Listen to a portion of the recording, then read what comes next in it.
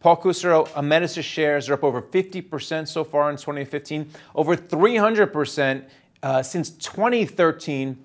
So is business that good? Does the stock price reflect the underlying business?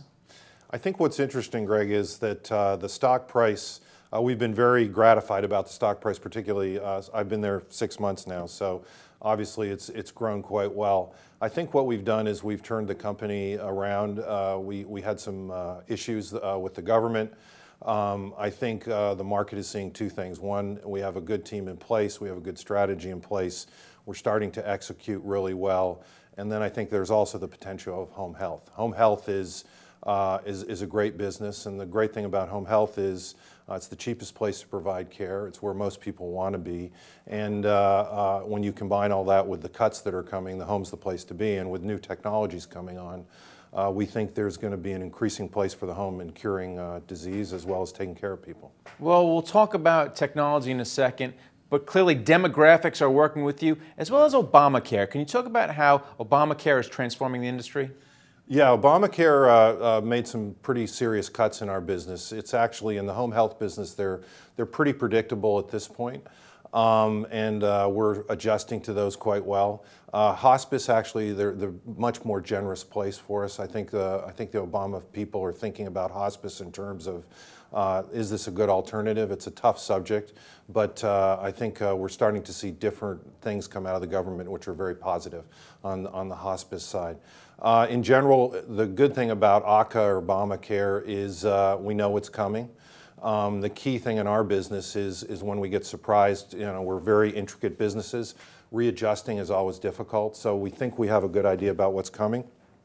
It's not great, but we have the adjustments. We know how we'll start to handle it, and we know how we're going to get through the next 3 to 4 years. And you work with 2,200 hospitals. Yes. Can you talk about those relationships? Are you agnostic? Because there's a lot of interplay. And you're predominantly in the Southeast. Yes, we are. Mainly east of the Mississippi, although we're in 35 states. So we do have some good presence in the West and the Midwest.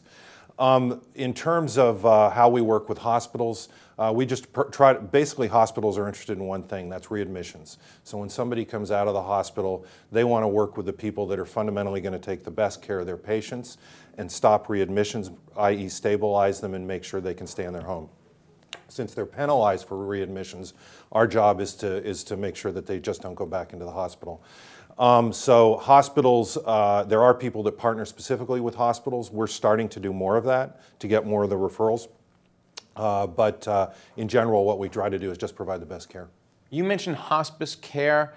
Are people generally aware of what's available to them in hospice care?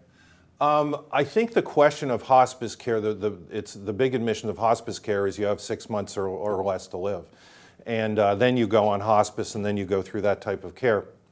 I think and also one of the interesting pieces of data that's out there is I think it's 12% of all healthcare expenditures are within the last 6 months of life. So there's a lot of doctors, there's a lot of hospitals, there's a lot of caregivers who won't give up. And great for them, but I think in certain stages what you want to do is provide for the comfort of folks. You want them to be at home, you want them to be with their families. What CMS recently did is, though, they're paying doctors to have conversations about hospice. I think that's a great step forward because now it's acknowledged that physicians can have these discussions. And we think that'll actually drive more people into hospice sooner. And technology is playing a leading role as well in what you're doing in home health care. So can you talk about how people can connect with their hospital or their doctor or their hospice care worker through their watch, through their iPad, all these different ways? How are you utilizing it to save costs and help your bottom line? We already utilize certain types of technology, generally home monitoring devices. Once again, our job is to keep people at home. Our job is to stop people from going back into the hospital. So we use, for congestive heart failure, we used telemonitoring devices in weight scales. So people get on when we see variations in weight, we know they're in trouble. We also think there's going to be much more connections in terms of, wrist fobs, PERS, personal emergency response devices.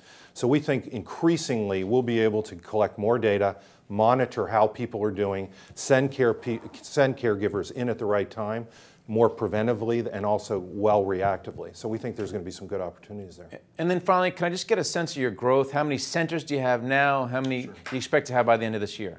We're at 395 centers currently in 35 states, 13,000 employees. We've done quite well. We are in a wonderful cash position. We are filling up our pipeline. We have hired a really nice M&A team that I used to work with at Humana. And we're looking to go out and make some real acquisitions at this point. So you should see that number growing, hopefully substantially. All right, we'll watch for it. Thanks for coming on. Thanks, Greg. Appreciate it. And thank you for watching The Street.